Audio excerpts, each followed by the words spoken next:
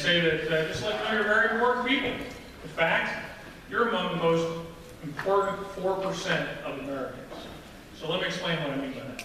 Let's go back 4 years. A heavily armed man walked onto a U.S. military base. He opened fire on our servicemen and women while yelling Allah Akbar. 13 were killed, another 29 were wounded. We soon found out that the man had connections to a radical sheikh who was the leader of Al-Qaeda. What was the response of the Obama administration? It was to say that that was workplace violence.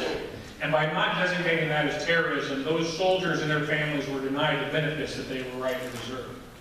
We all know the IRS has been caught red-handed trying to shut down Tea Party groups, other conservative groups, and what has been the Obama administration's response? To plead the fifth and to deny there's a problem, and to this minute, very minute, no one has been held accountable. And we all know the tragic events that occurred around Benghazi. And when asked who was responsible for this, Hillary Clinton told Congress, quote, "What difference does it make?" unquote. Well, to me, folks, I think it makes a lot of difference. I think this administration must be held accountable.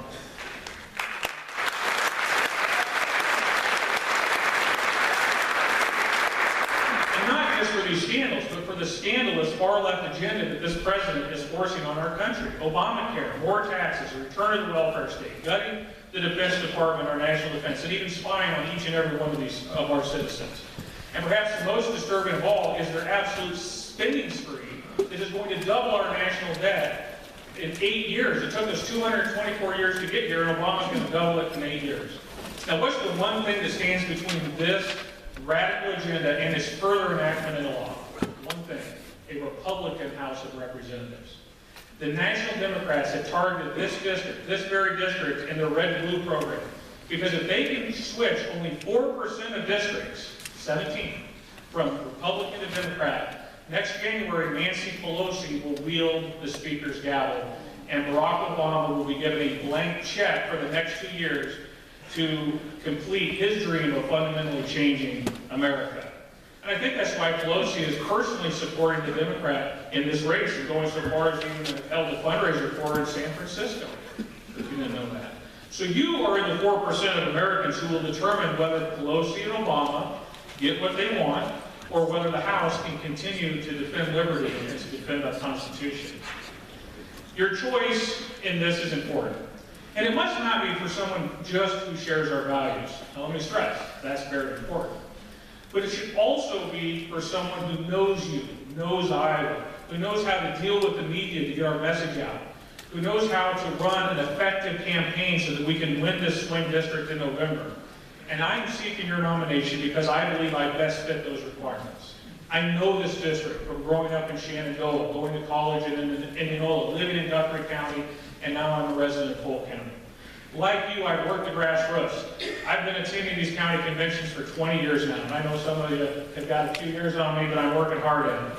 And I went on to full-time activism, doing things like running Chuck Grassley's re-election effort, or being Steve Forbes' National Deputy Press Secretary when he ran for president. And then I returned to my farm roots. I was a farm boy growing up, and I became the national spokesman for the Renewable Fuels Association in Washington, D.C. But when it was time to start a family, my wife Tina and I made a choice to come back to Iowa. And we didn't do it to run for office, it was several years ago. But we did return to Iowa for the Midwest values and to ensure that our children would always call Iowa home. And when I got back here, I took over the reins of the Iowa Renewable Fuels Association, and we've had great success in promoting renewable fuels and ethanol, powering the ag economy, which has powered Iowa's economy. So when I talk about improving the economy, it's not just talk, it's something I've actually helped with. So when Representative Latham announced his retirement, we made a family decision to get into this race because of our family. The huge debt that is being piled on my children's backs and their generation is not only unconscionable, it's immoral. And dealing with that debt through pro-growth policies and spending restraint will be my #1 priority if elected to Congress. Now, I'm also with the majority of Republicans in favoring a balanced budget amendment, lower taxes, protecting our borders, respecting the Second Amendment, and protecting innocent life. But to help govern, you must first be elected.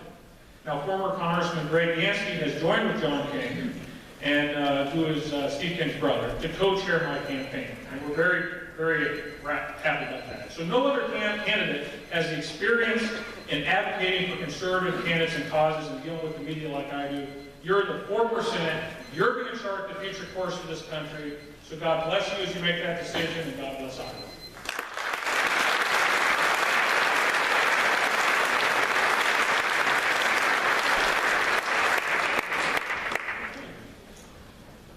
All right, our next individual, he's not a candidate for office,